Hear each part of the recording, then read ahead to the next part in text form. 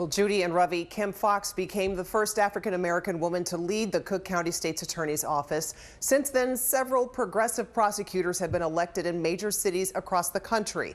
Foxx says when she finishes her term next year, that's a good time to close the chapter on her political career.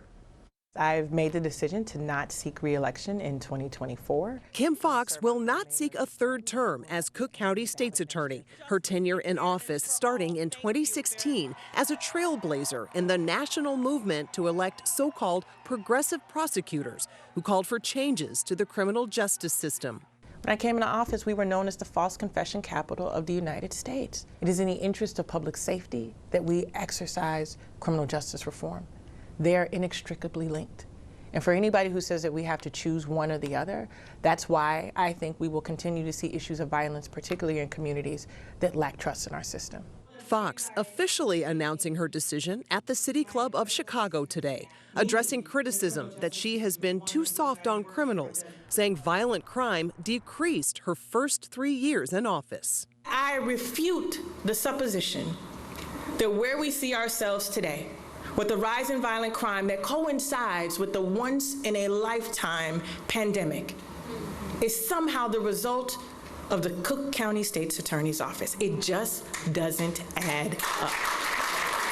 Foxx has also been dogged by her handling of the Jussie Smollett case, which ended up in the hands of a special prosecutor who said her office made, quote, operational mistakes when it dropped the initial charges against the actor. The special prosecutor in that case had a mission to determine whether or not I had done wrongdoing, and in fact found that I had not. Foxx said the pandemic was also a leading factor in the resignation of multiple assistant state's attorneys, challenging a statement from former ASA James Murphy that there's low morale in the office. I talked to his colleagues who are so proud of the work that we do here, are so proud of the camaraderie that we have here, who felt that the manner in which he left sullied not me, but them.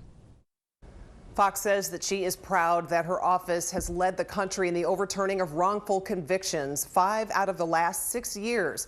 Foxx is not sure what her plans are after she leaves office in 18 months, but says her priority is spending more time with her family. Judy? Watch breaking news on YouTube. Subscribe to ABC7 Chicago Eyewitness News.